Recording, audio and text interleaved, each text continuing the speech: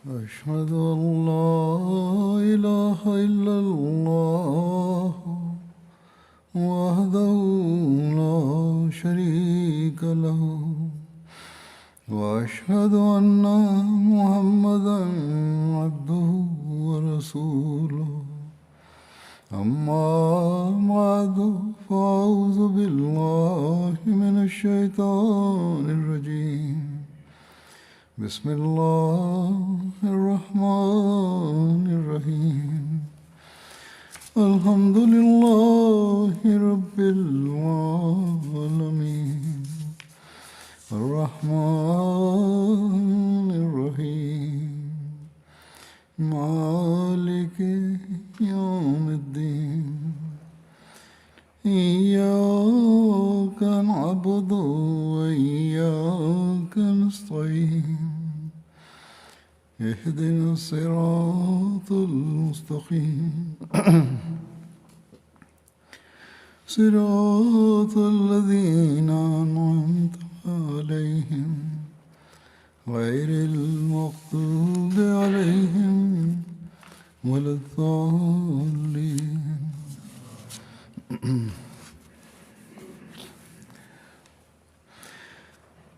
دو دن پہلے 23 مارچ کا دن تھا. یہ دن جماعت میں یوم مسیح موعود کے دن سے پہچانا جاتا ہے. اس دن حضرت مسیح موعود علیہ السلام نے پہلی بیعت لی تھی. اللہ تعالیٰ کے فضل سے اس دن کے حوالے سے جماعت میں جلسے بھی منعقد کیے جاتے ہیں، جس میں حضرت مسیح موعود علیہ السلام کا دعویٰ اور زمانے کے لحاظ سے آپ کے آنے کی ضرورت، حضرت صلی اللہ علیہ وسلم کی آپ کے بارے میں پیش گوئیاں، آپ کی سیرت کے مختلف پہلو وغیرہ بیان کیے جاتے ہیں. زمانے کی ضرورت کے لحاظ سے اپنی بعثت کی اہمیت کا ایک موقع پر آپ نے یوں ذکر فرمایا کہ اس زمانے میں خدا تعالیٰ نے بڑا فضل کیا اور اپنے دین یعنی دین اسلام اور حضرت نبی کریم صلی اللہ علیہ وسلم کی تائید میں غیرت دکھا کر ایک انسان کو جو تم میں بول رہا ہے بھیجا، تاکہ وہ اس روشنی کی طرف لوگوں کو بلائے. اگر زمانے میں ایسا فتنہ و فساد نہ ہوتا اور دین کے محو کرنے کے لیے جس قسم کی کوششیں ہو رہی ہیں نہ ہوتی تو چنداں حرج نہ تھا، پھر ضرورت کوئی نہیں تھی کسی کے بھیجنے کی. لیکن اب تم دیکھتے ہو کہ ہر طرف یمین و یسار اسلام ہی کو معدوم کرنے کی فکر میں جملہ اقوام لگی ہوئی ہیں. ہر طرف دائیں بائیں جہاں دیکھو یہی ہے، اسلام کو کس طرح ختم کیا جائے. اس وقت بھی یہ حال تھا، یہی کوشش ہو رہی تھی جب آپ نے دعویٰ فرمایا، اور اب بھی یہی حال ہے. لیکن مسلمان کہلانے والوں کی اکثریت کو اس بات کی سمجھ نہیں آتی. بہرحال آپ فرماتے ہیں کہ براہین احمدیہ میں بھی میں نے ذکر کیا ہے کہ اسلام کے خلاف 6 کروڑ کتابیں تصنیف اور تالیف ہو کر شائع کی گئی ہیں. عجیب بات ہے کہ ہندوستان کے مسلمانوں کی تعداد بھی 6 کروڑ، یعنی اس وقت جو آپ نے یہ فرمایا اس میں مسلمانوں کی تعداد 6 کروڑ تھی، اور اسلام کے خلاف کتابوں کا شمار بھی اسی قدر. اگر اس زیادتی کو جو اب تک ان تسلیمات میں ہوئی ہے چھوڑ بھی دیا جائے تو بھی ہمارے مخالف ایک ایک کتاب ہر ایک مسلمان کے ہاتھ میں دے چکے ہیں پاک و ہند کے.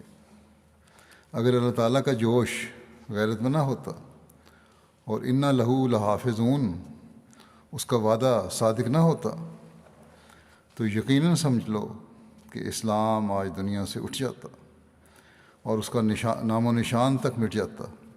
مگر نہیں، ایسا نہیں ہو سکتا. خدا تعالیٰ کا پوشیدہ ہاتھ اس کی حفاظت کر رہا ہے.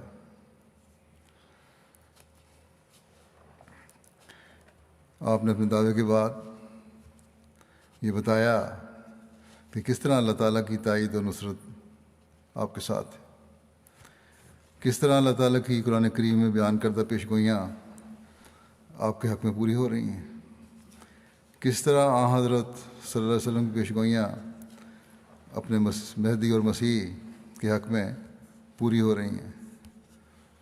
یہ باتیں جیسا کہ میں نے کہا مختلف جلسے ہوتے ہیں، جلسوں میں بھی سن رہے ہوں گے، ایم ٹی اے پر بھی پروگرام آتے ہیں اس پہ بھی سن رہے ہوں گے، اور اس کی وضاحت ہو رہی ہوگی تو سننے والوں کو سننا چاہیے۔ اس وقت میں حضرت مسلم موعود رضی اللہ تعالیٰ عنہ کی بیان فرمودہ بعض باتیں بیان کروں گا۔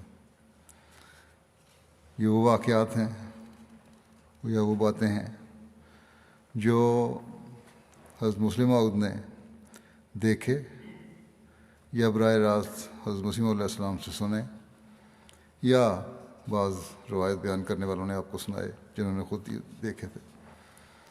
اور ان بیان کرنے والوں میں غیر بھی شامل تھے، اپنے بھی شامل تھے۔ جہاں یہ واقعات حضرت مسیح علیہ السلام کی سچائی بیان کرتے ہیں، وہاں ہمیں اپنی اصلاح اور اپنے ایمان میں مضبوطی کی طرف بھی توجہ دلاتے ہیں۔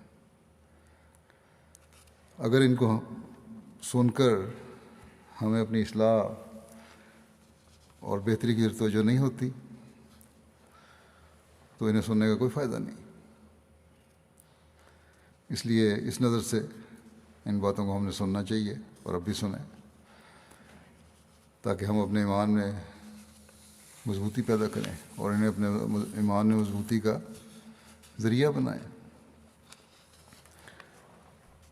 انبیاء کے مخالفین کا ہمیشہ یہ شیوہ رہا ہے کہ انبیاء کے متعلق یہی کہتے ہیں کہ جو بھی وہ کوئی علم و عرفان کی بات کریں کوئی دوسرا انہیں سکھاتا ہے، حتیٰ کہ حضرت صلی اللہ علیہ وسلم پر بھی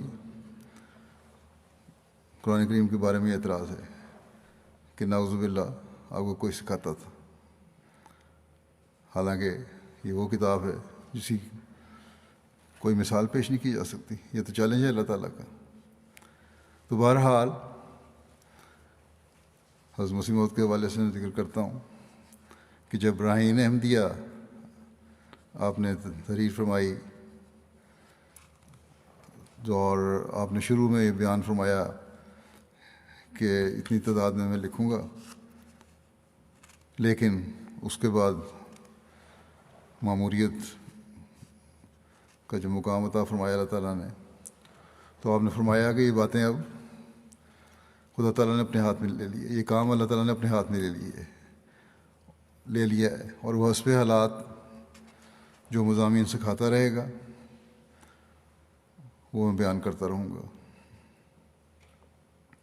تو مخالفین نے یہ اعتراض کر دیا کہ آپ کو کوئی لکھ کر دیتا تھا اور آپ بیان کر دیتے تھے۔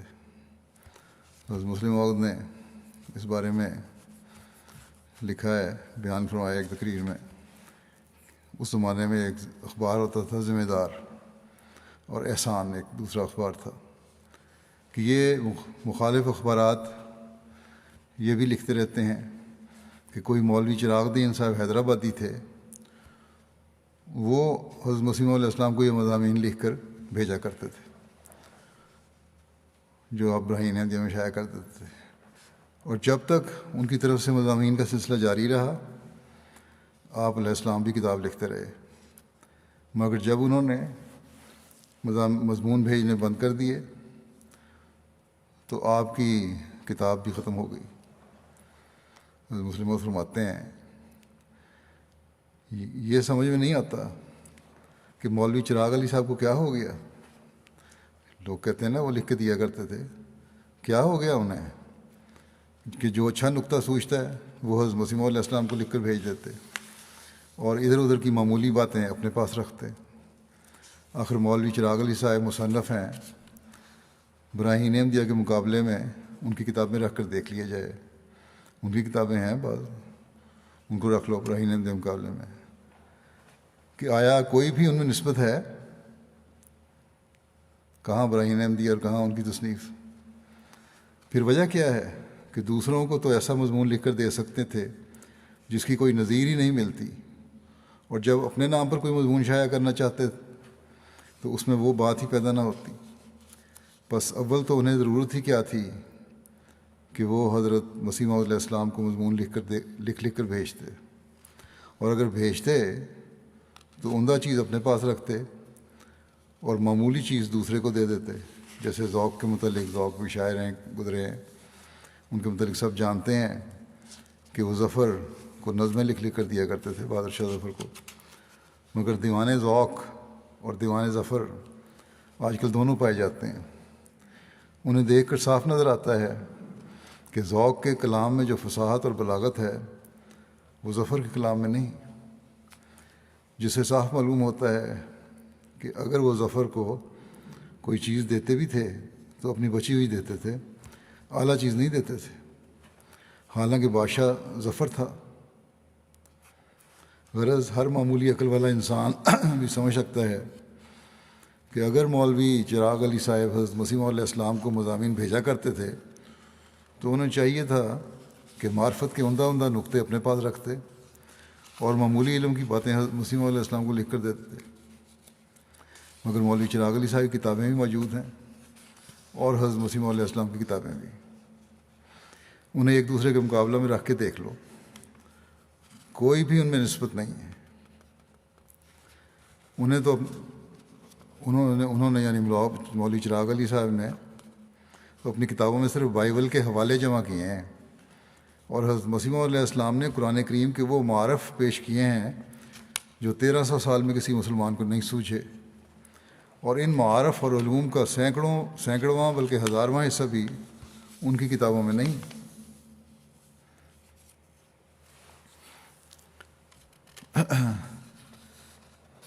پھر مولوی اور جو شور مچاتے ہیں حضرت مسیح علیہ السلام کے خلاف، ان مولویوں اور مخالفین کے شور اور مخالفت کا ذکر کرتے ہوئے آپ نے ایک جگہ بیان کیا کہ جب حضرت مسیح موعود علیہ السلام نے دعویٰ کیا اس وقت آپ کی حالت اور آپ کے ماننے والوں کی حالت بظاہر بہت کمزور تھی۔ مسلم موعود فرماتے ہیں کہ میری پیدائش حضرت مسیح موعود کے دعوے سے پہلے کی ہے، اور گو میں نے ابتدا نہیں دیکھی مگر ابتدا کے قرب کا زمانہ دیکھا ہے، یعنی ہوش و حواس میں۔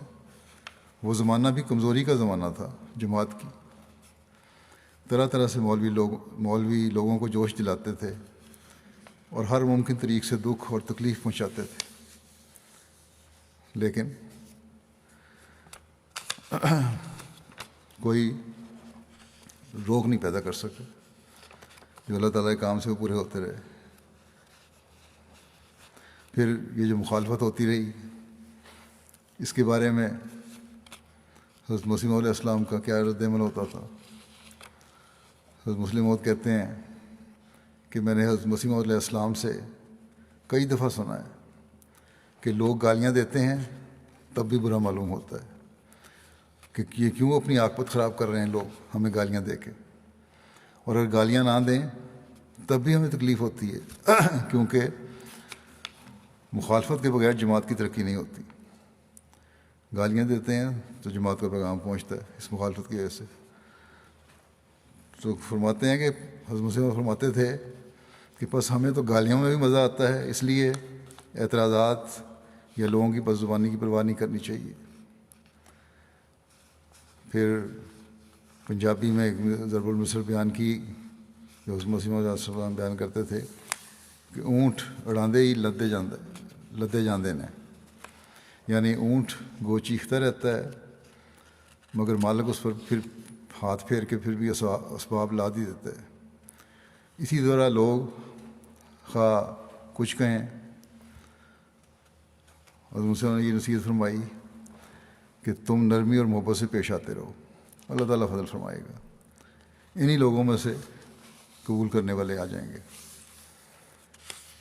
اس مخالفت کے حوالے سے ایک جگہ فرماتے ہیں کہ جب حضرت مسیح موعود علیہ السلام نے دعویٰ فرمایا تو آپ کے ماننے والے صرف چند آدمی تھے، مگر اس کے بعد آتھم کے ساتھ آپ کا مقابلہ ہوا تو لوگوں پر ایک اطلاع آیا اور انہوں نے سمجھا کہ آپ کی پیشگوئی اپنے ظاہری الفاظ کے لحاظ سے پوری نہیں ہوئی۔ پھر لیک رام سے آپ کا مقابلہ ہوا تو گو آپ کی پیشگوئی نہایت شان سے پوری ہوئی، مگر ہندوؤں میں آپ کے خلاف جوش پیدا ہو گیا اور انہوں نے آپ کی سخت مخالفت شروع کر دی۔ اسی طرح مولوی محمد حسین صاحب بٹالوی کے فتووں کا وقت آیا تو جماعت پر ایک اطلاع آیا۔ پھر ڈاکٹر عبدالحکیم کے ارتداد کا وقت آیا تو جماعت پر اطلاع آیا۔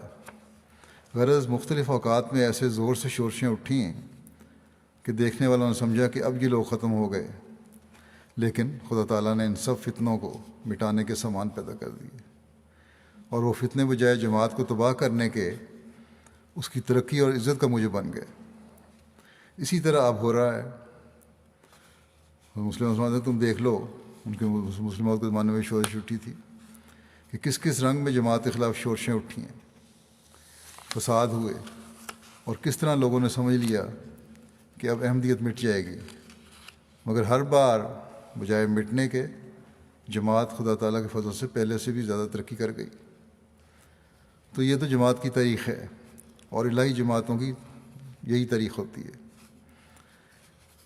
یہ طریق جاری رہتا ہے مخالفت کا بھی، اب بھی ایسا ہی ہے، اور انہی مخالفتوں میں سے گزرتی ہوئی جماعت ترقی کرتی جاتی ہے، اور اب بھی انشاءاللہ تعالیٰ ترقی کرتی رہے گی اور کر رہی ہے۔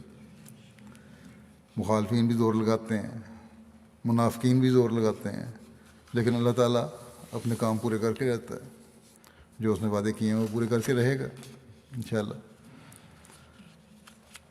مخالفت کے حوالے سے ایک تقریر میں آپ نے یہ بھی فرمایا کہ ایک پہلو تو اس کا یہ ہے کہ لوگوں کے اندر مخالفت ہوتی ہے اور مخالفت کی وجہ سے ہماری باتوں کے سننے کی طرف متوجہ نہیں ہوتے، ان کے دلوں میں غصہ پیدا ہوتا ہے، یہ چیز تو ہمارے لیے بری ہوتی ہے۔ مگر ایک صورت یہ بھی ہوا کرتی ہے کہ جب کوئی شخص مخالفت کی بات سنتا ہے تو پھر وہ کریتا ہے کہ اچھا یہ ایسے گندے لوگ ہیں، ذرا میں بھی تو جا کے دیکھوں، اور جب وہ دیکھتا ہے تو حیران ہو جاتا ہے کہ جو باتیں مجھے انہوں نے بتائی تھیں وہ تو بالکل اور تھیں، یعنی مخالفین نے جو بتائی تھیں وہ تو اور تھیں، اور یہ باتیں جو کہتے ہیں بالکل اور ہیں جو احمدی کہتے ہیں، اور وہ ہدایت کو تسلیم کر لیتا ہے۔ مسلم محمد فرماتے ہیں مجھے یاد ہے میں چھوٹا تھا، حضرت مسیح موعود علیہ السلام مسجد میں تشریف رکھتے تھے، مجلس لگی ہوئی تھی، ایک صاحب رامپور سے تشریف لائے، وہ رہنے والے تو لکھنؤ یا اس کے پاس کے کسی مقام سے تھے لیکن رامپور میں رہتے تھے، چھوٹا قد تھا ان کا، دبلے پتلے آدمی تھے، ادیب بھی تھے، شاعر بھی تھے، اور ان کو محاورات اردو کی لغت لکھنے پر نواب صاحب رامپور نے مقرر کیا ہوا تھا۔ وہ آ کے مجلس میں بیٹھے اور انہوں نے اپنا تعارف کروایا کہ میں رامپور سے آیا ہوں اور نواب کا درباری ہوں۔ حضرت مسیح علیہ السلام نے پوچھا کہ آپ کو یہاں آنے کی تحریک کس طرح ہوئی؟ انہوں نے کہا کہ میں بیعت میں شامل ہونے کے لیے آیا ہوں۔ حضرت مسیح علیہ السلام فرمانے لگے کہ اس طرف یعنی رامپور کی طرف تو ہماری جماعت کا آدمی بہت کم پایا جاتا ہے اور تبلیغ بھی بہت کم ہے اس طرف، آپ کو اس طرف آنے کی تحریک کس نے کی ہے؟ تو یہ لفظ میرے کانوں میں، مسلم کہتے ہیں میرے کانوں میں آج تک گونج رہے ہیں اور میں آج تک اس کو بھول نہیں سکا، حالانکہ میری عمر اس وقت 16 سال کی تھی کہ اس کے جواب میں انہوں نے بے ساختہ طور پر کہا کہ یہاں آنے کی تحریک مجھے مولوی ثناء اللہ صاحب نے کی ہے۔ میں تو مسلم کہتے ہیں اپنی عمر کے لحاظ سے نہ ہی سمجھا ہوں گا اس بات کو، مگر حضرت مسیح علیہ السلام اس پر ہنس پڑے جو انہوں نے جواب دیا، اور فرمایا کہ وہ کس طرح؟ تو انہوں نے کہا کہ مولوی ثناء اللہ صاحب کی کتابیں دربار میں آئی تھیں نواب صاحب کے، اور نواب صاحب بھی پڑھتے تھے اور مجھے بھی پڑھنے کے لیے کہا گیا، تو میں نے کہا جو حوالے یہ لکھتے ہیں میں مرزا صاحب کی کتابیں بھی نکال کر دیکھ لوں کہ حوالے کیا ہیں۔ خیال تو میں نے یہ کیا کہ میں اس طرح احمدیت کے خلاف اچھا مواد جمع کر لوں گا، لیکن جب میں نے حوالے نکال کر پڑھنے شروع کیے تو ان کا مضمون ہی اور تھا۔ اس سے مجھے اور دلچسپی پیدا ہوئی اور میں نے کہا کہ چند اور صفحے بھی اگلے پچھلے پڑھ لوں۔ جب میں نے وہ پڑھے تو مجھے معلوم ہوا کہ رسول کریم صلی اللہ علیہ وسلم کی عزت اور آپ کی شان اور آپ کی عظمت جو مرزا صاحب بیان کرتے ہیں وہ تو ان لوگوں کے دلوں میں سے ہے ہی نہیں۔ پھر کہنے لگے مجھے فارسی کا شوق تھا، اتفاقاً مجھے درسمین فارسی مل گئی اور وہ میں نے پڑھی، اور جب وہ پڑھنی شروع کی تو اس کے بعد میرا دل بالکل صاف ہو گیا اور میں نے کہا کہ جا کر بیعت کر لو۔ تو مخالفت جہاں فساد کا ذریعہ ہے وہاں فائدہ بھی ہوتا ہے۔ بس ان دونوں حالات کو سامنے رکھتے ہوئے ہمیں بھی اپنی تبلیغ کی حکمت عملی تیار کرنی چاہیے۔ نبی کی اگر مخالفت نہ ہو تو تب بھی وہ پریشان ہو جاتے ہیں، کیونکہ مخالفت ہی ترقی کا ذریعہ ہے، جیسا کہ حضرت صاحب نے فرمایا۔ اس مضمون کو بیان کرتے ہوئے ایک جگہ مسلم موعود بیان کرتے ہیں کہ مصری حکومت اپنے زمانے میں نہایت نامور حکومت تھی اور اس کا بادشاہ اپنی طاقت اور قوت پر ناز رکھتا تھا، یعنی فرعون کے زمانے میں۔ ایسے بادشاہ کے مقابل میں حضرت موسیٰ علیہ السلام کی کوئی حیثیت ہی نہیں تھی، مگر باوجود اس کے جب وہ بادشاہ کے پاس گئے تو گو بادشاہ نے ان کو ڈرایا دھمکایا اور انہیں اور ان کی قوم کو تباہ و برباد کر دینے کا ارادہ ظاہر کیا، اور کہا کہ اگر تم باز نہ آئے تو تمہیں بھی مٹا دیا جائے گا اور تمہاری قوم کو بھی۔ مگر حضرت موسیٰ علیہ السلام باز نہ آئے اور انہوں نے کہا جو پیغام مجھے خدا نے دینے کے لیے دیا ہے وہ میں ضرور پہنچاؤں گا، دنیا کی کوئی طاقت مجھے اس سے روک نہیں سکتی۔ یہی حال حضرت عیسیٰ علیہ السلام کا تھا، یہی حال محمد صلی اللہ علیہ وسلم کا تھا، اور ایسی ہی حالت ہم نے حضرت مسلم موعود کہتے ہیں حضرت مسیح علیہ السلام کی دیکھی ہے۔ ساری قومیں آپ کی مخالف تھیں، حکومت بھی ایک رنگ میں آپ کی مخالف ہی تھی، گو آخری زمانے میں یہ رنگ نہیں رہا۔ بہرحال قومیں آپ کی مخالف تھیں، تمام مذاہب کے پیراؤ آپ کے مخالف تھے، مولوی آپ کے مخالف تھے، گدی نشین آپ کے مخالف تھے، عوام آپ کے مخالف تھے، اور عمراء اور خواص بھی آپ کے دشمن تھے۔ غرض چاروں طرف مخالفت کا ایک طوفان برپا تھا۔ لوگوں نے آپ کو بہت کچھ سمجھایا، بعض نے دوست بن کر کہا کہ آپ اپنے دعووں میں کسی قدر کمی کر دیں، بعض نے کہا کہ اگر آپ فلاں فلاں بات چھوڑ دیں تو سب لوگ آپ کی جماعت میں شامل ہو جائیں گے، مگر آپ نے ان میں سے کسی بات کی بھی پرواہ نہ کی اور ہمیشہ اپنے دعوے کو پیش فرماتے رہے، اور اس پر شور ہوتا رہا، ماریں پڑتی رہیں، قتل ہوتے رہے، مگر باوجود ان تمام تکالیف کے اور باوجود اس کے کہ آپ کا مقابلہ ایک ایسی دنیا سے تھا جس کا مقابلہ کرنے کی ظاہری سامانوں کے لحاظ سے آپ میں قطعاً طاقت نہ تھی، پھر بھی آپ نے مقابلے کو جاری رکھا۔ بلکہ مجھے خوب یاد ہے، میں نے متعدد بار حضرت مسیح علیہ السلام سے سنا کہ نبی کی مثال تو ویسی ہی ہوتی ہے جیسی لوگ کہتے ہیں کہ گاؤں میں ایک عورت تھی مجذوب سی، جب وہ باہر نکلتی تو چھوٹے چھوٹے لڑکے اکٹھے ہو کر اسے چھیڑنے لگ جاتے، اس کے ساتھ مذاق کرتے، اسے تنگ کرتے، دگ کرتے اور اسے بار بار تنگ کرتے۔ وہ بھی مقابلے میں ان لڑکوں کو گالیاں دیتی اور بد دعائیں دیتی۔ آخر ایک دن گاؤں والوں نے آپس میں مشورہ کیا کہ یہ عورت مظلوم ہے اور ہمارے لڑکے اسے ناحق تنگ کرتے رہتے ہیں، مظلومیت کی حالت میں یہ انہیں بد دعائیں دیتی ہے، کہیں ایسا نہ ہو کہ اس کی بد دعائیں کوئی رنگ لائیں، ہمیں چاہیے کہ اپنے لڑکوں کو روک لیں تاکہ نہ وہ اسے تنگ کریں اور نہ یہ بد دعائیں دے۔ چنانچہ اس مشورے کے بعد انہوں نے فیصلہ کیا کہ کل سے سب گاؤں والے اپنے لڑکوں کو گھروں میں بند رکھیں اور انہیں باہر نہ نکلنے دیں۔ چنانچہ دوسرے دن سب لوگوں نے اپنے لڑکوں سے کہہ دیا کہ آج سے باہر نہیں نکلنا، اور مزید احتیاط کے طور پر انہوں نے باہر کے دروازوں کی زنجیریں لگا دیں۔ جب دن چڑھا اور وہ پاگل عورت حسب معمول اپنے گھر سے نکلی تو کچھ عرصے تک وہ ادھر ادھر گلیوں میں پھرتی رہی، کبھی ایک گلی میں جاتی اور کبھی دوسری گلی میں، مگر اسے کوئی لڑکا نظر نہ آتا۔ پہلے تو یہ حالت ہوا کرتی تھی کہ کوئی لڑکا اس کے دامن کو گھسیٹ رہا ہے، کوئی اسے چٹکی کاٹ رہا ہے، کوئی اسے دھکا دے رہا ہے، کوئی اس کے ہاتھوں کے ساتھ چمٹا ہوا ہے اور کوئی اسے مذاق کر رہا ہے، مگر آج اسے کوئی لڑکا دکھائی نہ دیا۔ دوپہر تک تو اس نے انتظار کیا، مگر جب دیکھا کہ اب تک کوئی لڑکا اپنے گھر سے نہیں نکلا تو وہ دکانوں پر گئی اور ہر دکان پر جا کر کہتی کہ آج تمہارا گھر گر گیا ہے، بچے مر گئے ہیں، اگر ہوا کیا ہے کہ وہ نظر نہیں آتے۔ تھوڑی دیر کے بعد جب اس طرح اس نے ہر دکان پر جا کر یہ کہنا شروع کیا تو لوگوں نے کہا کہ گالیاں تو اس طرح بھی ملتی ہیں، بددعائیں تو اب بھی دے رہی ہے، اور اس طرح بھی ملتی ہیں جو لڑکے چھیڑتے ہیں، تو چھوڑو بچوں کو، ان کو قید کیوں کر رکھا ہے؟ تو آپ مسلم موعود فرماتے ہیں کہ حضرت مسیح موعود علیہ السلام یہ حکایت بیان کر کے فرمایا کرتے تھے کہ انبیاء علیہ السلام کا حال بھی اپنے رنگ میں ایسا ہی ہوا کرتا ہے کہ دنیا ان کو چھیڑتی ہے، تنگ کرتی ہے، ان پر ظلم و ستم ڈھاتی ہے، اور اس قدر ظلم کرتی ہے کہ ان کی زندگی گزارنا مشکل ہو جاتا ہے، اور ایک طبقے کے دل میں یہ احساس پیدا ہونا شروع ہو جاتا ہے کہ لوگ ظلم سے کام لے رہے ہیں، انہیں نہیں چاہیے کہ ایسا کریں، مگر فرمایا کہ وہ بھی یعنی انبیاء بھی دنیا کو نہیں چھوڑ سکتے۔ جب دنیا ان کو نہیں ستاتی تو وہ خود اس کو جھنجھوڑتے ہیں اور بیدار کرتے ہیں، پیغام دیتے ہیں، کوئی بات بتاتے ہیں، تبلیغ کی طرف توجہ کرتے ہیں زیادہ، تاکہ دنیا ان کی طرف متوجہ ہو اور ان کی باتوں کو سنیں۔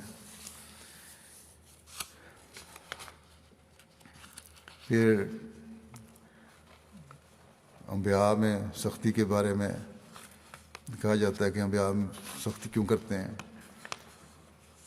تو اس بارے میں بھی آپ نے بیان فرمایا کہ انبیاء کی سختی اپنی ذات کے لیے نہیں ہوتی، بلکہ اللہ تعالیٰ کے مقام کو قائم کرنے کے لیے اگر کبھی سختی دکھاتے ہیں اور غیرت دکھاتے ہیں تو وہ ہوتی ہے، اپنی ذات کے لیے تو بالکل عاجزی ہوتی ہے ان میں۔ اس بارے میں حضرت مسیح علیہ السلام کو ایک واقعہ بیان کرتے ہیں کہ ایک دفعہ لاہور کی ایک گلی میں ایک شخص نے آپ کو دھکا دیا، آپ گر گئے، جس سے آپ کے ساتھی جوش میں آ گئے اور قریب تھا کہ اسے مارتے، لیکن آپ نے فرمایا کہ اس نے اپنے جوش میں سچائی کی حمایت میں ایسا کیا ہے۔ یہ شخص جو ہے یہ تو یہی سمجھا نا مولویوں کی باتیں سن کے کہ مرزا صاحب جھوٹے ہیں تو میں اپنا بدلہ لوں، تو اس نے تو سچائی کی وجہ سے یہ کیا ہے، اسے کچھ نہ کہو۔ بس انبیاء اپنے نفس کے سوال کی وجہ سے نہیں بولتے، بلکہ خدا کی عزت کے قیام کے لیے بولتے ہیں۔ تو یہ نہیں خیال کرنا چاہیے کہ اللہ تعالیٰ کے نبی بھی ایسا کرتے ہیں، یعنی اگر وہ سختی کریں کبھی، ان میں اور عام لوگوں میں بڑا فرق ہوتا ہے۔ وہ خدا تعالیٰ کے لیے کرتے ہیں اور عام لوگ اپنے لیے کرتے ہیں۔ بس اگر کسی شخص کو یہ احساس پیدا ہو جائے، پھر آگے ہم نصیحت فرما رہے ہیں کہ میں واقعہ میں کمزور ہوں، تو ایسا انسان گمراہ ہو نہیں سکتا، وہ اپنی کمزوری کی طرف نظر رکھے گا، اللہ تعالیٰ سے مدد مانگے گا۔ انسان گمراہ اس وقت ہوتا ہے جب وہ یقین رکھتا ہے کہ میں حق پر ہوں، اور پھر اس تکبر ظاہر ہوتا ہے اس پہ۔ بس ہمیں انبیاء کے اسوہ کو دیکھتے ہوئے ہمیشہ عاجزی کا اظہار کرتے رہنا چاہیے، اور یہی گناہ سے بچنے کا بھی ذریعہ ہے۔ اس بارے میں حضرت مسیح علیہ السلام کا ایک اور حوالہ ہے۔ حضرت مسیح علیہ السلام حضرت معاویہ کی نماز کا واقعہ بیان فرمایا کرتے تھے کہ ان سے ایک مرتبہ فجر کی نماز قضا ہو گئی، لیکن وہ اس غلطی کے نتیجے میں نیچے نہیں گرے بلکہ ترقی کی۔ شیطان نے ان پہ قابو نہیں پا لیا، بلکہ اللہ کے قرب حاصل کرنے کی کوشش کی۔ بس جو گناہ کا احساس کرتا ہے وہ گناہ سے بچتا ہے، اور جب گناہ کا احساس نہیں رہتا تو انسان معصیت میں مبتلا ہو جاتا ہے۔ بس مومن کو اہدنا الصراط المستقیم پر غور کرنا چاہیے اور سمجھنا چاہیے کہ وہ خطرات سے محفوظ نہیں ہوا، صرف اسی وقت محفوظ ہو سکتا ہے جب کہ خدا کی آواز اسے کہہ دے۔ بس انسان کو اپنے نفس کی کمزوری کا محاسبہ کرنا چاہیے۔ ایسے شخص کے لیے روحانیت کے دروازے کے راستے کھل جاتے ہیں جو اپنا محاسبہ کرتا رہتا ہے۔ جو ایسا نہیں کرتا اس کے لیے روحانیت کے راستے مسدود ہو جاتے ہیں، اور ایسا انسان پھر گمراہ ہو جاتا ہے۔ ایک جگہ فرماتے ہیں کہ بغیر محنت دینی یا محنت دنیاوی کے کوئی انسان عزت حاصل نہیں کر سکتا۔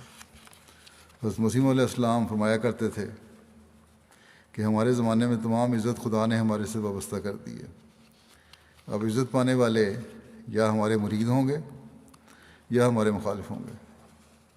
عزت پانے والے لوگوں کو دیکھ لو، یا تو وہی لوگ عزت پائیں گے جو مسیح موعود کو ماننے والے ہیں، یا وہ جو مخالفت کرنے والے ہیں دینی لحاظ سے، جو اپنے آپ کو سمجھتے ہیں۔ چنانچہ فرماتے تھے، حضرت مسیح علیہ السلام فرماتے تھے کہ مولوی ثناء اللہ صاحب کو دیکھ لو، وہ کوئی بڑے مولوی نہیں، ان جیسے ہزاروں مولوی پنجاب اور ہندوستان میں پائے جاتے ہیں۔ ان کو اگر اعزاز حاصل ہے تو ہماری مخالفت کی وجہ سے۔ وہ لوگ خواہ اس امر کا اقرار کریں یا نہ کریں، مگر واقعہ یہی ہے کہ آج ہماری مخالفت میں عزت ہے یا ہماری تائید میں۔ گویا اصل مرکزی وجود ہمارا ہی ہے، اور مخالفین کو بھی اگر عزت حاصل ہوتی ہے تو ہماری وجہ سے ہوتی ہے۔ بس یہی ہم آج بھی دیکھتے ہیں۔ اگر مولویوں کی روٹی چل رہی ہے یا انہیں کرسی مل رہی ہوئی ہے تو احمدیت کی مخالفت کی وجہ سے ہے۔ اور اب تو سیاستدان بھی بعض ملکوں میں، خاص طور پر پاکستان میں، احمدیت کی مخالفت کی وجہ سے اپنی سیاست چمکانے کی کوشش کرتے ہیں تاکہ ان کی کرسی قائم رہے۔ حضرت مسیح علیہ السلام کے خلاف جو سازشیں ہوئیں ان کا ذکر کرتے ہوئے بیان کرتے ہیں کہ حضرت مسیح علیہ السلام کے خلاف بھی لوگوں نے سازشیں کیں، قتل کے مقدمات دائر کیے، مگر اللہ تعالیٰ نے ہمیشہ مخالفین کو اپنے مقاصد میں نامراد رکھا۔ ایسے ہی اقدام قتل کے مقدمے میں مولوی محمد حسین بٹالوی حضرت مسیح علیہ السلام کے خلاف عدالت میں گواہی دینے کے لیے آیا، اور اس امید پر آیا کہ مرزا صاحب کو ہتکڑی اگر نہ لگی ہوگی تو عدالت میں نعوذ باللہ ذلیل حالت میں کھڑے ہوں گے، مگر باوجود اس کے کہ وہ انگریز ڈپٹی کمشنر جس کے سامنے مقدمہ پیش تھا اور وہ ہمارے سلسلے کا مخالف بھی تھا، اور اس نے ضلع میں تعینات ہوتے ہی کہا تھا کہ یہ شخص یعنی حضرت مسیح علیہ السلام جو ہمارے یسوع مسیح کی حد تک کرتا ہے، ان کو کہتا ہے کہ وہ فوت ہو گئے، اب تو بچا ہوا ہے، اب تک بچا ہوا ہے، اسے سزا کیوں نہیں دی جاتی؟ میں اب سزا دوں گا اسے۔ مگر جب حضرت مسیح علیہ السلام اس کے سامنے پیش ہوئے تو اللہ تعالیٰ نے ایسا تصرف کیا کہ آپ کی شکل دیکھتے ہی اس کا بغض دور ہو گیا، اور اس نے پاس حضرت مسیح علیہ السلام کے بیٹھنے کے لیے کرسی بچھا لی۔ حضرت مسیح علیہ السلام اس پر بیٹھ گئے۔ مولوی محمد حسین صاحب بٹالوی جو آیا ہی اس لیے تھا کہ آپ کو ذلت کی حالت میں دیکھے، اس نے جب دیکھا کہ آپ کرسی پر بیٹھے ہوئے ہیں تو برداشت نہ کرتے اس نے کپتان ڈگلس ڈپٹی کمشنر سے سوال کیا کہ مجھے بھی کرسی دی جائے۔ اس نے یہ خیال کیا، مولوی محمد حسین نے یہ خیال کیا کہ جب مجرم کے لیے کرسی بچھائی جاتی ہے تو گواہ کو کیوں کرسی نہیں ملے گی؟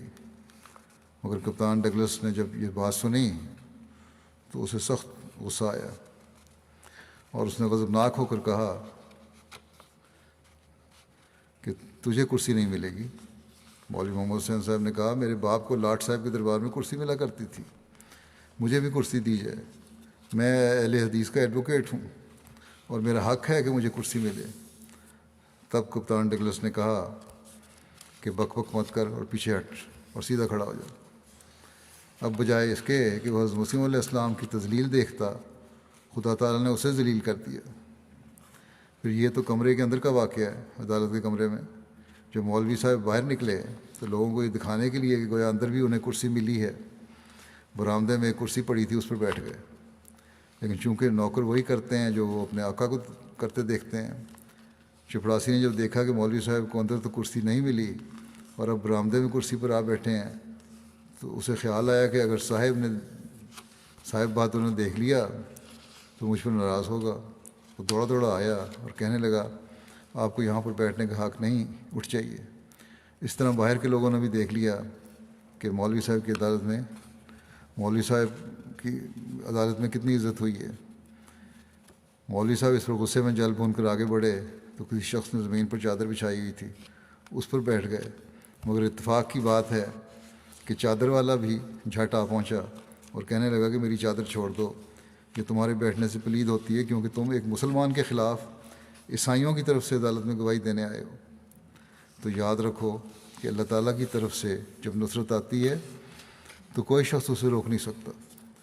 پولیس کے افسر اور سپاہی کیا بڑے سے بڑے آدمی کی زندگی کوئی اعتبار نہیں، اور ایک سیکنڈ میں اللہ تعالیٰ دشمنوں کو ہلاک کر سکتا ہے۔ بس اللہ تعالیٰ کے حضور جھکو اور اس سے دعائیں کرو۔ ہاں، مومنوں کے لیے ابتلاؤں کا آنا بھی مقدر ہوتا ہے، اگر صبر سے کام لوگے اور دعائیں کرو گے تو اللہ تعالیٰ ان ابتلاؤں کو دور کر دے گا۔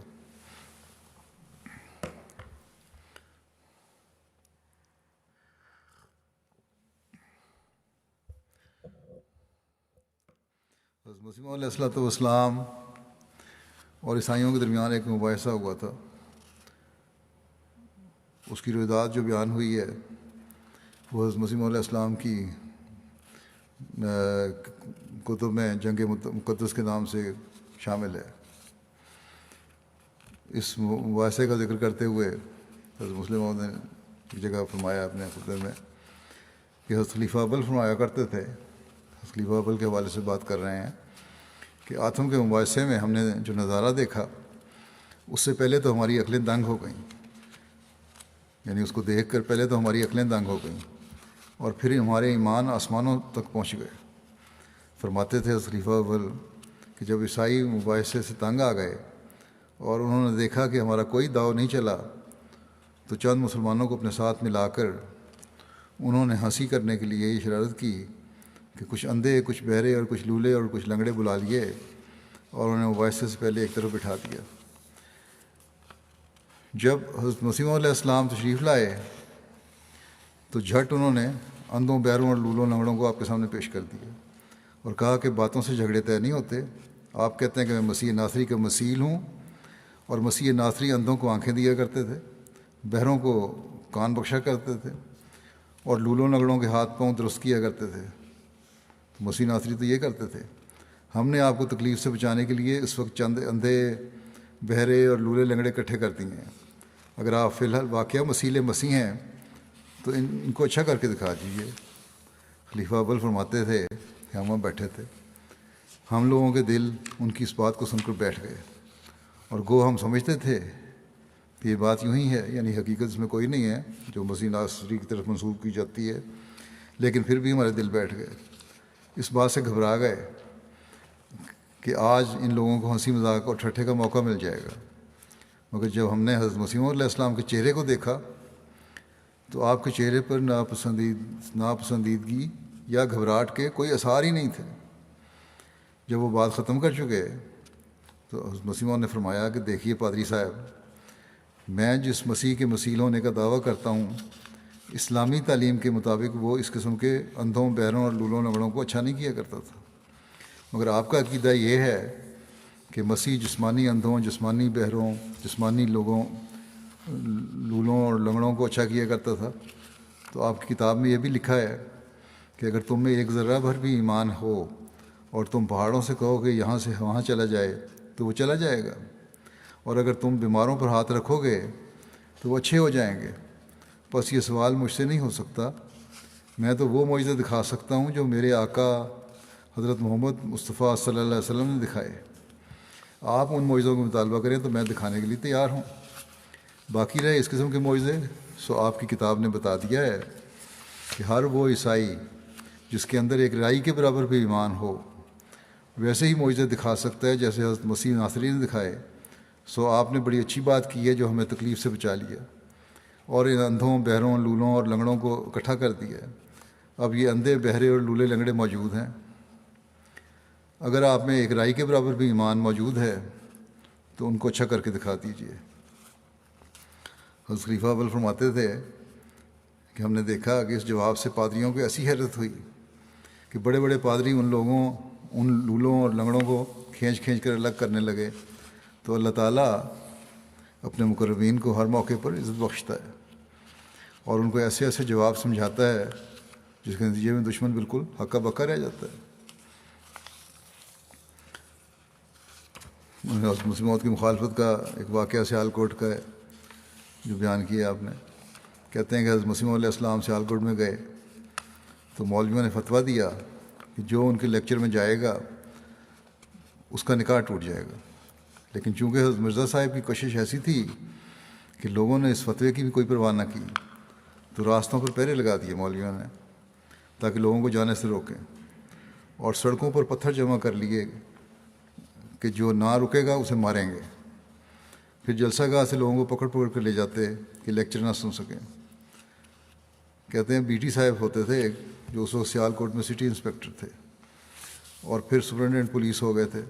اب معلوم نہیں ان کا کیا ہوتا ہے۔ جب یہ بیان کر رہے تھے، ان کا انتظام تھا ان بی ٹی صاحب کا۔ جب لوگوں نے شور مچایا اور فساد کرنا چاہا تو چونکہ حضرت صاحب کی تقریر اس نے بھی سنی تھی، وہ حیران ہو گیا کہ اس تقریر میں تو حملہ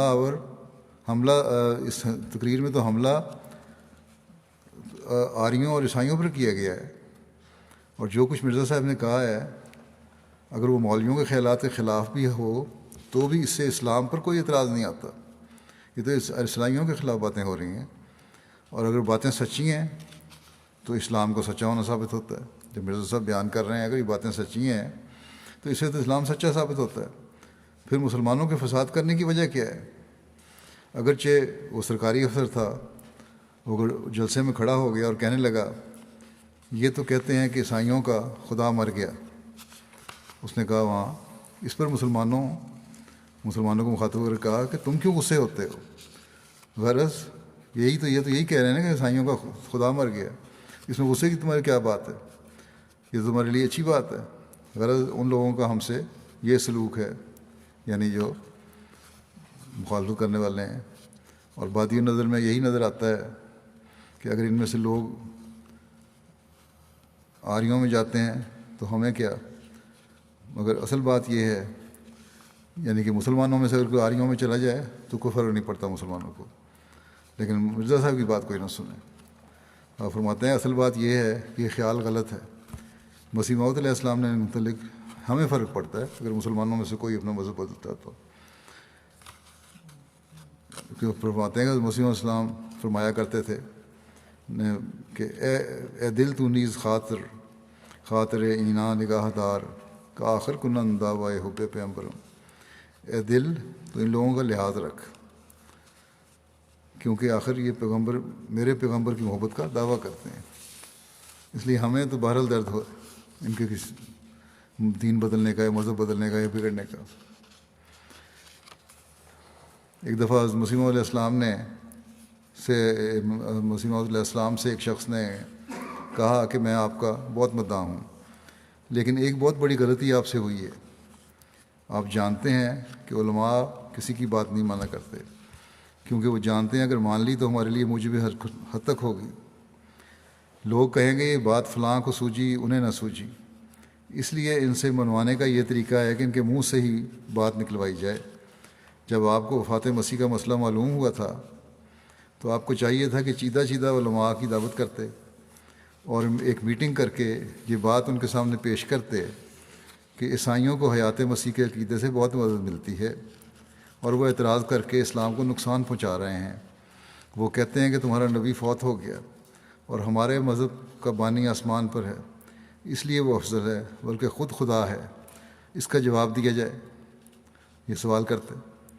اس وقت علماء جو بلائے ہوتے دعوت پہ آپ نے، تو وہ علماء جو تھے یہی کہتے کہ آپ ہی فرمائیے۔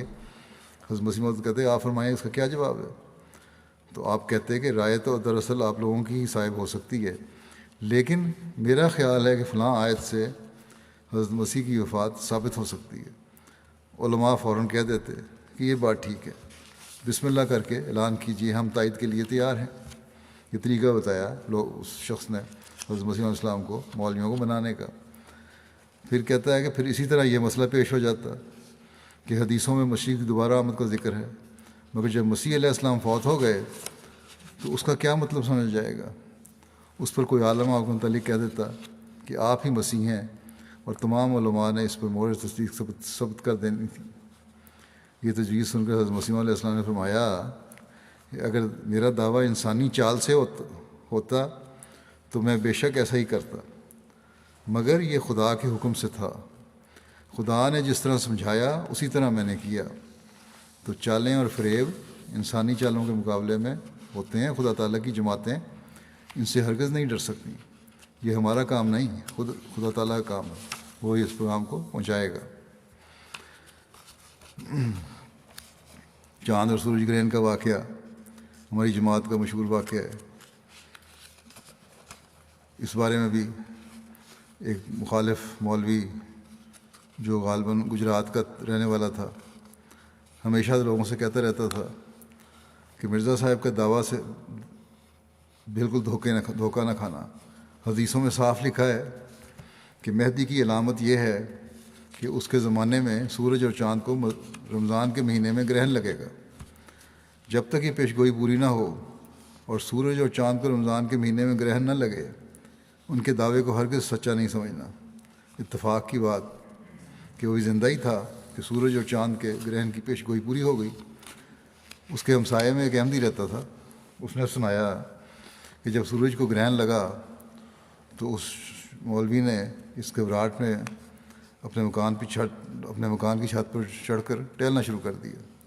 وہ ٹہلتا جاتا تھا اور کہتا جاتا تھا کہ ہن لوگ گمراہ ہوں گے، کہ ہن لوگ گمراہ ہوں گے، بار بار ہی کہتا تھا، یعنی اب لوگ گمراہ ہو جائیں گے۔ تو اس نے یہ نہ سمجھا کہ جب پیشگوئی پوری ہو گئی ہے تو لوگ حضرت مرزا صاحب کو مان کر ہدایت پائیں گے، گمراہ نہیں ہوں گے۔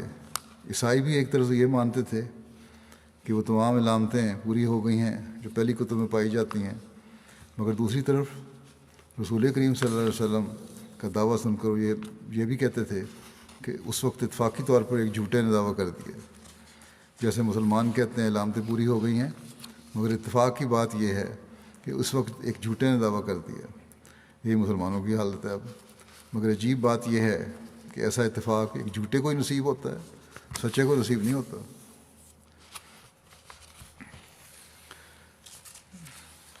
حضرت مسیح موعود کے ماضی کے بارے میں فرماتے ہیں کہ ہر ایک بدی بتدریج پیدا ہوتی ہے۔ یہ کبھی نہیں ہوتا کہ ایک شخص رات کے وقت صادق سوئے اور صبح کو بدترین جھوٹ کا مرتکب ہو کر پہلے تو انسان پر جھوٹ نہ بولتا تھا اور اب خدا پر جھوٹ بولنے لگے صبح اٹھ کے۔ اس کے مطابق ہم حضرت مرزا صاحب کا دعویٰ سے پہلے کی زندگی دیکھتے ہیں۔ آپ نے یہاں کے ہندوؤں، سکھوں اور مسلمانوں کو بار بار اعلان فرمایا کہ کیا تم میری پہلی زندگی پر کوئی اعتراض کر سکتے ہو؟ مگر کسی کو جرت نہ ہوئی، بلکہ آپ کی پاکیزگی کا اقرار کرنا پڑا۔ مولوی محمد حسن بٹالوی جو بعد میں سخت ترین مخالف ہو گیا، اس نے اپنے رسالے میں آپ کی زندگی کی پاکیزگی اور بے عیب ہونے کی گواہی دی، اور مسٹر ظفر علی خان کے والد نے اپنے اخبار میں آپ کی ابتدائی زندگی کے متعلق گواہی دی کہ بہت پاک باز تھے۔ بس جو شخص 40 سال تک بے عیب رہا اور اس کی زندگی پاک باز رہی، وہ کس طرح راتوں رات کچھ کا کچھ ہو گیا اور بگڑ گیا۔ علماء نفس نے مانا ہے، میں سائیکیٹرسٹ جو ہیں وہ بھی کہتے ہیں کہ ہر عیب اور سائیکالوجسٹ جو ہیں کہ ہر عیب اور اخلاقی نقص آہستہ آہستہ پیدا ہوا کرتا ہے، ایک دم کوئی تغیر اخلاقی نہیں ہوتا۔ بس دیکھو کہ آپ کا ماضی کیسا بے عیب اور بے نقص اور روشن ہے۔ پھر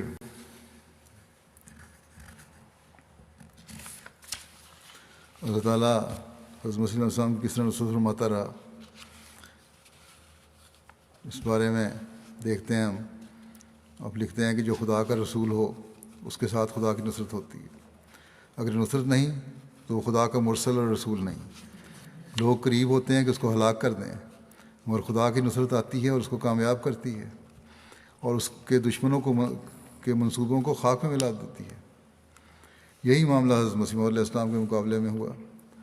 آپ کو طرح طرح سے مارنے کی کوشش کی گئی، لوگ مارنے پر متعین ہوئے، جن کا علم ہو گیا اور اپنے ارادے میں ناکام ہوئے۔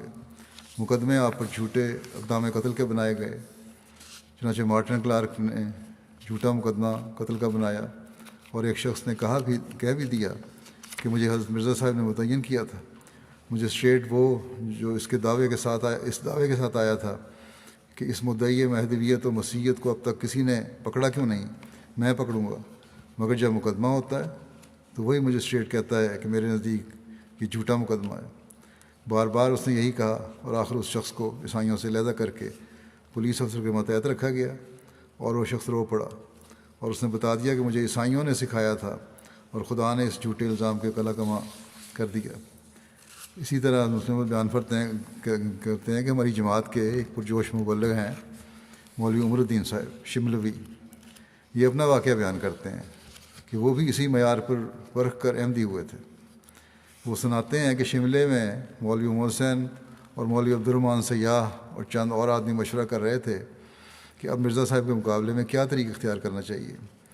مولوی عبدالرحمٰن صاحب نے کہا کہ مرزا صاحب اعلان کر چکے ہیں کہ میں اب مباحثہ نہیں کروں گا، ہم اشتہار مباحثہ دیتے ہیں، اگر وہ مقابلے پر کھڑے ہو جائیں گے تو ہم کہیں گے کہ انہوں نے جھوٹ بولا کہ پہلے تو اشتہار دیا کہ ہم مباحثہ کسی سے نہ کریں گے اور اب مباحثے کے لیے تیار ہو گئے ہیں، اور اگر مباحثے پر آمادہ نہ ہوئے تو ہم شور مچا دیں گے کہ دیکھو مرزا صاحب ہار گئے۔ اس پر مولوی عمر الدین نے کہا کہ اس کی کیا ضرورت ہے، میں جاتا ہوں اور جا کے ان کو قتل کر دیتا ہوں، مسئلہ ہی ختم ہو۔ مولوی محمد حسین نے کہا کہ لڑکے تجھے کیا معلوم، یہ سب کچھ کیا جا چکا ہے۔ مولوی عمر الدین صاحب کے دل میں یہ خیال بات بیٹھ گئی کہ جس کی خدا اتنی حفاظت کر رہا ہے وہ خدا ہی کی طرف سے ہوگا۔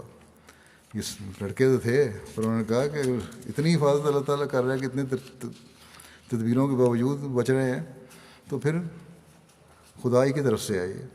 انہوں نے جب بیعت کر لی تو واپس جاتے ہوئے مولوی محمد حسین بٹالوی ان کو اسٹیشن پہ ملے، کہا تو کدھر؟ تو انہوں نے کہا کہ قادیان بیعت کر کے آیا ہوں۔ مولوی محمد حسین نے کہا کہ تو بڑا شریر ہے، تیرے باپ کو لکھوں گا۔ تو انہوں نے جواب دیا کہ مولوی صاحب یہ تو آپ ہی کے ذریعے سے ہوا ہے جو کچھ ہوا ہے، بس مخالف اس کو مارنا چاہتے ہیں اللہ تعالیٰ کے پیارے کو، اور وہ بچایا جاتا ہے۔ خدا اس کی اپنی تازہ علم سے نصرت کرتا ہے اور ہر میدان میں اس کو عزت دیتا ہے۔ اسی طرح مولوی محمد حسین بٹالوی صاحب کا یہ بھی دعویٰ تھا کہ میں مرزا صاحب کو دعا کر دوں گا۔ مولوی محمد حسین بٹالوی صاحب حضرت مسیح علیہ السلام کے جوانی کے دوست تھے اور آپ سے تعلق رکھنے والے تھے اور ہمیشہ آپ کے مضامین کی تعریف کیا کرتے تھے۔ انہوں نے اس دعوے کے مان بعد یہ اعلان کیا، حضرت مسیح نے جب دعویٰ کیا تو انہوں نے اعلان کر دیا کہ میں نے اس شخص کو بڑھایا تھا اور اب میں ہی اسے تباہ کر دوں گا۔ پھر حضرت مسیح علیہ السلام کے اپنے رشتہ داروں نے اعلان کر دیا، بلکہ بعض اخبارات میں یہ اعلان چھپوا بھی دیا کہ اس شخص نے دکانداری چلائی ہے، اس کی طرف کسی کو توجہ نہیں کرنی چاہیے، اور اس طرح ساری دنیا کو انہوں نے بدگمان کرنے کی کوشش کی۔ پھر ہم مسلمات کہتے ہیں یہ میرے ہوش کی بات ہے کہ بہت سے کام کرنے والے لوگوں نے جو ذمہ دارہ انتظام میں کمی کہلاتے ہیں آپ کے گھر کے کاموں سے انکار کر دیا، یعنی کام کرنے والے جو کہلاتے ہیں انہوں نے گھروں میں باوجود ذمہ دارہ ماحول ہونے کے، علاقے کے ذمہ دار ہونے کے، آپ کے گھر میں آ کے کام کرنے سے انکار کر دیا۔ اس کے محرک دراصل ہمارے رشتہ دار ہی تھے، غرض اپنوں اور بیگانوں نے مل کر آپ کو مٹانا اور آپ کو تباہ و برباد کر دینا چاہا، مگر خدا نے اپنے بندے سے کہا کہ دنیا میں ایک نبی آیا پر دنیا نے اسے قبول نہ کیا، لیکن خدا اسے قبول کرے گا اور بڑے زور آور حملوں سے اس کی سچائی کو ظاہر کر دے گا۔ ایک بے کس اور بے بس انسان قادیان جیسی بستی میں، جہاں ہفتے میں صرف ایک دفعہ ڈاک آیا کرتی تھی، جہاں ایک پرائمری اسکول بھی نہ تھا، جہاں 1 روپیہ کا آٹا بھی لوگوں کو میسر نہیں آتا تھا، کھڑا ہوتا ہے، اور پھر وہ انسان بھی ایسا جو نہ مولوی ہے اور نہ بہت بڑی جائیداد کا مالک ہے۔ بے شک حضرت مسیح علیہ السلام ایک شریف خاندان میں سے تھے، مگر راجوں اور نوابوں کی طرح بہت بڑی جائیداد کے مالک نہیں تھے۔ وہ اٹھ کر دنیا کے سامنے اعلان کرتا ہے ایک شخص، اور پہلے دن ہی کہتا ہے کہ خدا میرے نام کو دنیا کے کناروں تک پہنچائے گا، اور کون ہے جو آج کہہ سکے کہ حضرت مسیح علیہ السلام کا نام دنیا کے کناروں تک نہیں پہنچا؟ آج تو ہم دیکھتے ہیں کوئی دنیا کا کونا ایسا نہیں جہاں حضرت مسیح علیہ السلام کا نام نہ پہنچا ہو۔ حضرت مسیح علیہ السلام فرماتے ہیں کہ کذاب کی ہلاکت کے واسطے اس کا کذب بھی کافی ہے، لیکن جو کام اللہ تعالیٰ کے جلال اور اس کے رسول کی برکات کے اظہار اور ثبوت کے لیے ہو، اور خود اللہ تعالیٰ کے اپنے ہی ہاتھ کا لگایا ہوا پودا ہو، پھر اس کی حفاظت تو خود فرشتے کرتے ہیں، کون ہے جو اس کو تلف کر سکے؟ یاد رکھو میرا سلسلہ اگر نری دکانداری ہے، جیسا کہ انہوں نے کہا کہ دکانداری ہے، تو اس کا نام و نشان مٹ جائے گا، لیکن اگر خدا کی طرف سے ہے اور یقیناً اسی کی طرف سے ہے تو خاص ساری دنیا اس کی مخالفت کرے، یہ بڑھے گا اور پھیلے گا اور فرشتے اس کی حفاظت کریں گے انشاءاللہ۔ اگر ایک شخص بھی میرے ساتھ نہ ہو اور کوئی بھی مدد نہ دے تب بھی میں یقین رکھتا ہوں کہ سلسلہ کامیاب ہوگا انشاءاللہ۔ بس اللہ تعالیٰ ہمیں توفیق دے کہ ہم آپ کی بیعت کا حق ادا کرنے والی بنیں اور آپ کے پیغام کو دنیا میں پہنچا کر اللہ تعالیٰ کے فضلوں اور انعاموں کے وارث بھی بنیں، بے وفاؤں میں نہ ہوں بلکہ وفاداروں میں شمار ہو ہمارا۔ اللہ تعالیٰ اس کی ہمیں توفیق دے۔ اس کے آج میں ایک ویب سائٹ کا بھی لانچ کروں گا، اعلان کروں گا، یہ بھی تبلیغ کا ذریعہ ہے دنیا کے کناروں تک حضرت مسلم کو پیغام پہنچانے کا۔ یہ کردش زبان میں جماعتی ویب سائٹ ہے، islamehamdiya.krd۔ اس ویب سائٹ کی نگرانی ڈاکٹر اسماعیل محمد صاحب کر رہے ہیں، جس کے ساتھ کردش جماعت کے ممبران کی ایک ٹیم بھی ہے۔ اس ویب سائٹ کا مقصد کردش زبان جاننے والے قارئین کو یہ موقع فراہم کرنا ہے کہ وہ پہلی بار احمدیہ جماعت کے عقائد کو اپنی زبان میں خود پڑھ سکیں۔ یہ ویب سائٹ بنیادی طور پر کردش زبان کے سرانی ڈائلیکٹ پر مشتمل ہے، جس کے ساتھ بادینی ڈائلیکٹ بھی کچھ مواد موجود ہے۔ ویب سائٹ پر خبریں، مضامین، تفسیر، کتابیں، خطبات جمعہ اور ویڈیو سیکشن شامل ہیں۔ کردش ترجمہ کمیٹی کے تعاون سے اس ویب سائٹ پر حضرت مسیح علیہ السلام کی متعدد کتابوں کے ساتھ دیگر جماعتی کتب بھی مہیا کی گئی ہیں۔ حضرت مسیح کی کتابیں ہیں، حضرت خلیفہ ثانی کی کتابیں ہیں، اور دوسرا جماعتی لٹریچر ہے جس میں اسلامی اصول کی فلاسفی، مسیح ہندوستان میں ضرورت الامام، حقیقت المہدی وغیرہ شامل ہیں، دعوت الامیر، منصوبہ خلافت۔ تو اس کے بعد انشاءاللہ تعالیٰ جمعے کے بعد اس کے لانچ بھی ہو گئی یہ ویب سائٹ۔ اللہ تعالیٰ ببرکت کرے۔ اسی طرح دنیا کے جو حالات ہیں اس بارے میں بھی کہنا چاہوں گا کہ دعاؤں کو جاری رکھیں، اللہ تعالیٰ دنیا کو تباہی سے بچائے اور انسانوں کو عقل دے اور اپنے پیدا کرنے والے کو پہچاننے والے ہوں۔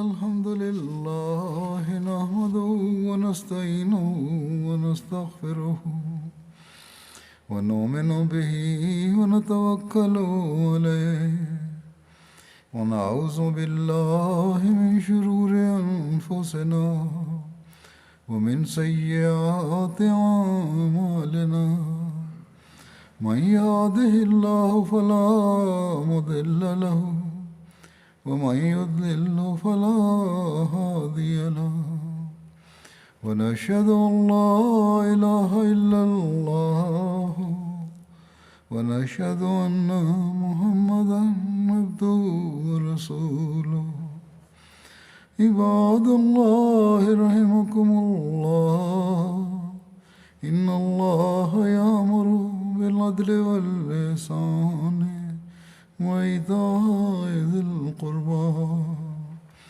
وينهى عن الفحشاء والمنكر والبغي يعظكم لعلكم تذكرون اذكروا الله يذكركم وادعوه يستجب لكم ولذكر الله أكبر